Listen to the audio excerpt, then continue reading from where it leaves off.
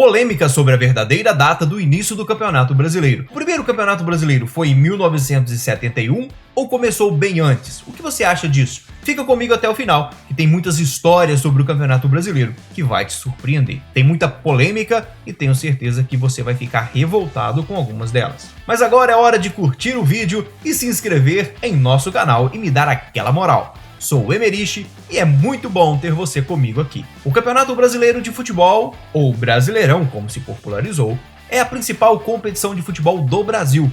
Isso eu sei que você sabe. Ele é disputado anualmente desde 1959. Mas será? Tire suas próprias conclusões. Considerando um dos campeonatos mais competitivos do futebol brasileiro e do mundo, ele reúne os melhores clubes do país em busca do título de campeão.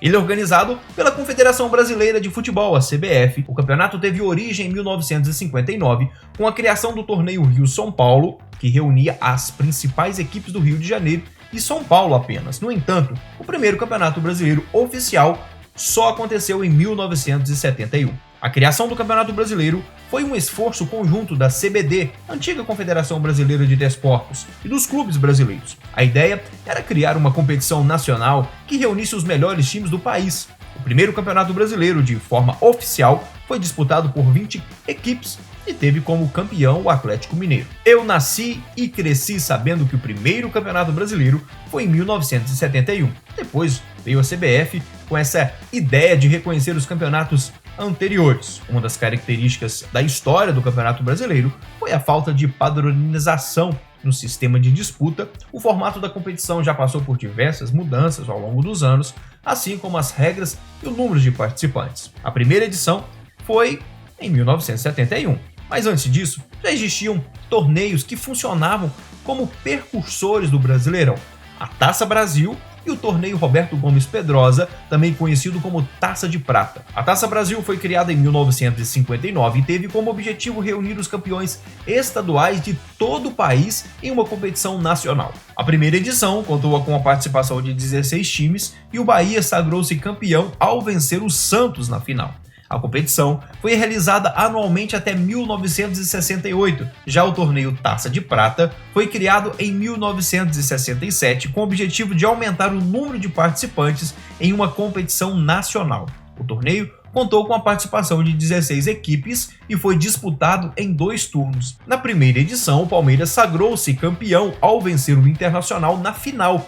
Em 68, o torneio foi reformulado e passou por um formato modificado para um único turno com 20 equipes. Mas olha isso, a Taça Brasil e o torneio Taça de Prata foram muito importantes para o desenvolvimento do futebol brasileiro, obviamente. As competições permitiram que os times de diferentes estados pudessem se enfrentar em uma competição nacional, o que atribuiu para a valorização do futebol em todo o país. Além disso, as competições também foram responsáveis por revelar grandes jogadores, como Pelé, que conquistou a Taça Brasil por 5 vezes com o Santos. Apesar de terem sido competições de sucesso, teve fim em 1970, dando lugar ao Campeonato Brasileiro, que teve sua primeira edição em 1971. Então, o Brasileirão tornou-se a principal competição de futebol do país até hoje, sendo disputado todos os anos por times de todo o país em busca do título nacional. É sem dúvida uma das competições mais importantes do calendário esportivo brasileiro.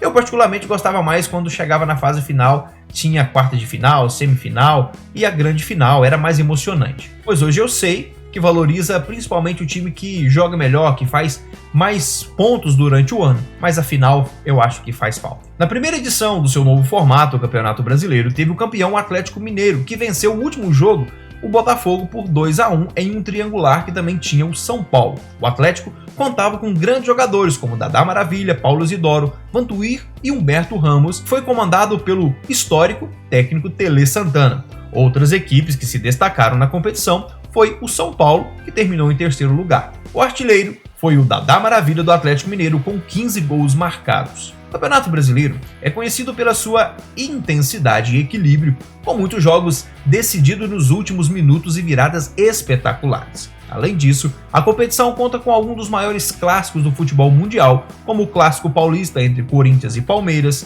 o Grenal, Cruzeiro e Atlético, Flamengo e Fluminense. Olha o que eu preparei para você, perceba, quantos jogadores já fizeram história no mundo e saíram aqui do Campeonato Brasileiro.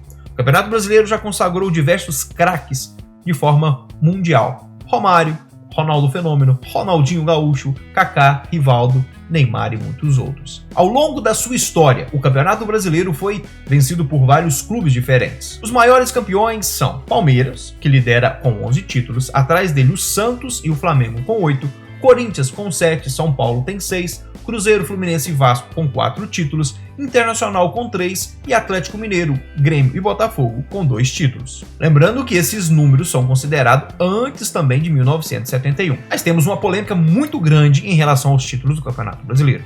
A CBF resolveu reconhecer os campeões dos campeonatos anteriores, como a Taça Brasil e o torneio Roberto Gomes Pedrosa, como títulos do Campeonato Brasileiro. Isso gerou controvérsia e gera até hoje, uma vez que esses campeonatos foram disputados em formatos diferentes e na época ainda não era considerado o Campeonato Brasileiro que conhecemos hoje. Isso ainda gera revolta por parte dos clubes e torcedores até hoje. Eu também não concordo, pois dessa forma o Campeonato Brasileiro tomou um rumo bem diferente do que realmente é com relação a campeões e títulos. Se fossem considerar apenas títulos do Campeonato Brasileiro, a realidade seria bem diferente. O Campeonato Brasileiro também foi marcado por outras polêmicas e escândalos. Uma delas foi o caso do rebaixamento do Fluminense em 2013, que acabou sendo anulado pela Justiça Comum. Vamos relembrar o que aconteceu. Tudo começou na última rodada do Campeonato Brasileiro de 2013, quando o Fluminense enfrentou o Bahia. O jogo terminou empatado em 1-1 e o Fluminense acabou sendo rebaixado. No entanto, entraram com uma petição contra o time da Portuguesa, que não havia sido rebaixado, mas haviam escalado incorretamente um jogador que deveria cumprir suspensão e jogou mesmo assim.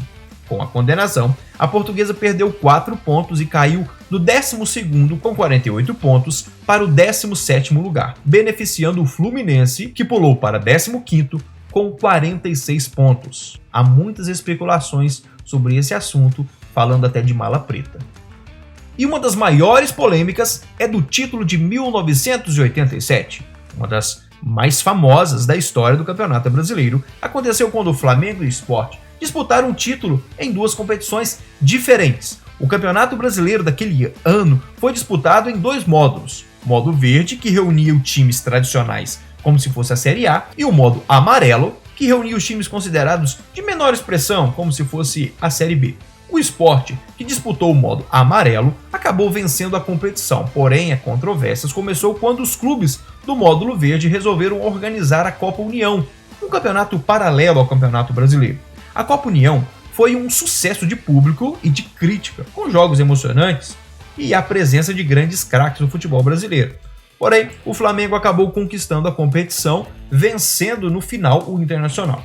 A CBF quis que tivesse uma final entre Flamengo e Sport, que eram os campeões dos 2 campeonatos diferentes. Porém, o Flamengo não achava justo e não quis disputar essa final criada de última hora pela CBF. Na época, teria sido muito mais fácil resolver. Olha só, o Flamengo era um timaço e ganharia muito fácil do Sport.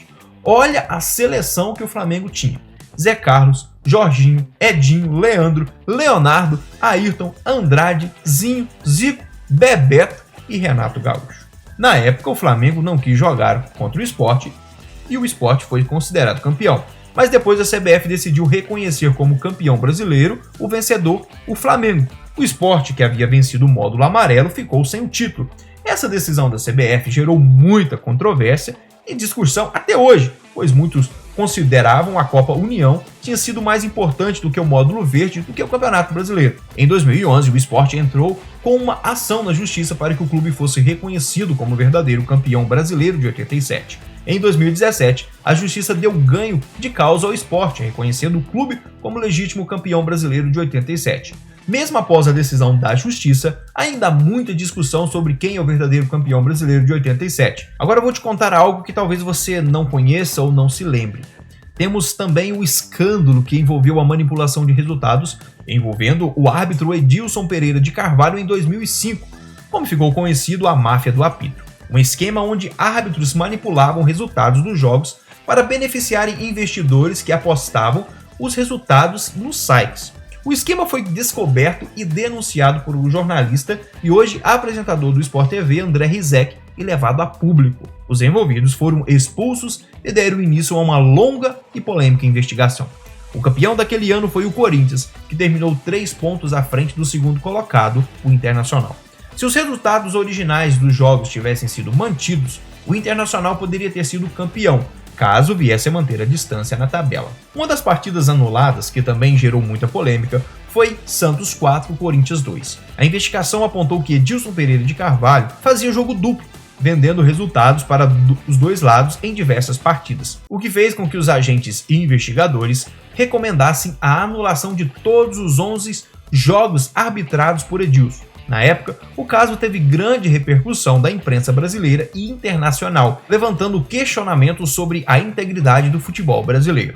Mesmo assim, o Campeonato Brasileiro continua sendo a competição mais importante e prestigiada do futebol brasileiro. Vamos relembrar alguns dos maiores artilheiros do Campeonato Brasileiro? Entre eles estão os nomes como Roberto Dinamite, o maior, com 190 gols, Fred com 157 gols, Romário 154, Edmundo 153, Zico 135, Túlio Maravilha com 129 e Dadá Maravilha com 127. E temos aqueles times que carregam o título que nunca foram rebaixados para a Série B do Campeonato Brasileiro.